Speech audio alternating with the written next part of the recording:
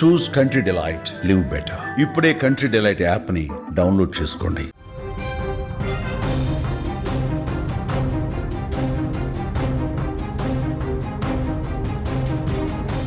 నైరుతి బంగాళాఖాతంలో ఏర్పడిన ద్రోణి ప్రభావంతో ఆంధ్రప్రదేశ్లో పలు ప్రాంతాలలో వర్షాలు కురుస్తున్నాయి.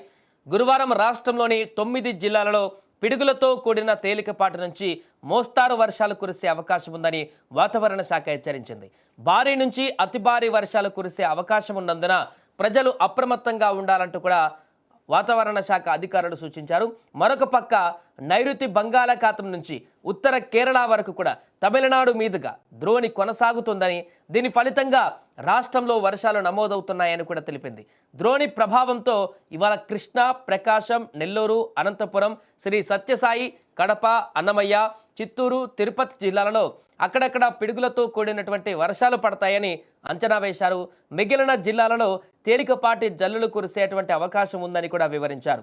సో వర్షాల సమయంలో ప్రజలు జాగ్రత్తగా ఉండాలని, అకస్మాత్తుగా ఉరుములు మెరుపులతో వర్షం పడుతున్నప్పుడు ఎట్టి పరిస్థితుల్లో కూడా చెట్ల కింద కానీ ఆశ్రయం పొందవద్దని రాష్ట్ర విపత్తుల నిర్వహణ సంస్థ మేనేజింగ్ డైరెక్టర్ ప్రకాష్ జైన్ హెచ్చరించారు.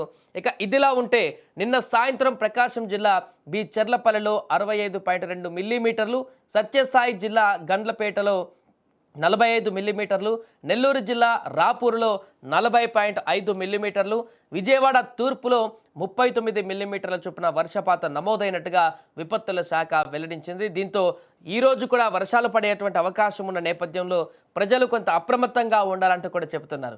వరుసగా కొన్ని రోజులుగా ఏదో ఒక చోట వర్షాలు కురుస్తూనే ఉన్నాయి ఆంధ్రప్రదేశ్లో. ముఖ్యంగా ఈ తుఫాన్ వచ్చినటువంటి తర్వాత అంతకుముందు కూడా వర్షాలు పడ్డాయి. ఈ మోంతా తుఫాన్ వచ్చి వెళ్ళిపోయిన తర్వాత పూర్తిగా ఇంకా వర్షాలు రావు, సద్దుమరుగుతుంది అనుకున్నా కూడా అల్పపీడనాల కారణంగా ఇంకా అక్కడ వర్షాల ప్రభావాలు అయితే కొనసాగుతున్నాయి. మోంతా తుఫాన్ సృష్టించినటువంటి విధ్వంసపరమైనటువంటి పరిస్థితులు లేకున్నప్పటికీ కూడా సాధారణ వర్షం ఏ రకంగా వస్తుందో ఆ రకంగా ఇప్పుడు వర్షపాతం అయితే నమోదవుతుంది. పలు జిల్లాలలో అయితే కొంత ఎక్కువగా ఆ వర్షం నమోదవుతుంది. ఈ కారణంగా రైతులు తీవ్ర ఇక్కట్లు పడుతున్నారు. ఇప్పటికే తుఫాన్ సృష్టించినటువంటి విలయానికి చాలామంది రైతులు అల్లకల్లోలంగా మారిపోయారు. వారి యొక్క పంట అంతా కూడా పూర్తిగా నష్టాలకు వెళ్ళిపోయి ఆవేదనకు గురవుతున్నటువంటి పరిస్థితి ఉంది. అలాంటి సందర్భంలో చేతికి వచ్చినటువంటి పంట ఇప్పుడు మరలా వర్షాలు కురుస్తున్నటువంటి సందర్భంలో కూడా వాటిని కాపాడుకునేందుకు నానా తంటాలు పడుతున్నారు. ఈ నేపథ్యంలో అటు రైతులు పంటలను కాపాడుకోవడంతో పాటుగా ప్రజలు, సామాన్య ప్రజలు ముఖ్యంగా బయటకు వెళ్ళినప్పుడు హెవీ వర్షాల కారణంగా తమ కార్యక్రమాలను కొంతమేరకు తగ్గించుకోవాలంటూ కూడా చెప్తున్నారు.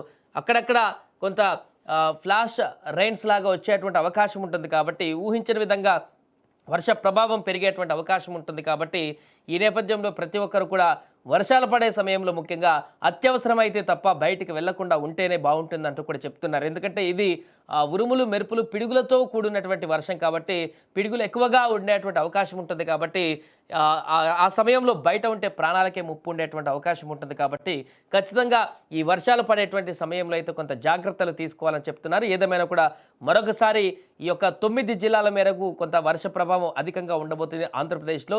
ఈరోజు ముఖ్యంగా ఆ యొక్క వర్ష తీవ్రత ఉంటుందంటూ కూడా అధికారులు హెచ్చరించిన నేపథ్యంలో ఆ ప్రాంతాల్లోని ప్రజలైతే కొంత జాగ్రత్తగా ఉండవలసిన పరిస్థితి అయితే ఏర్పడింది.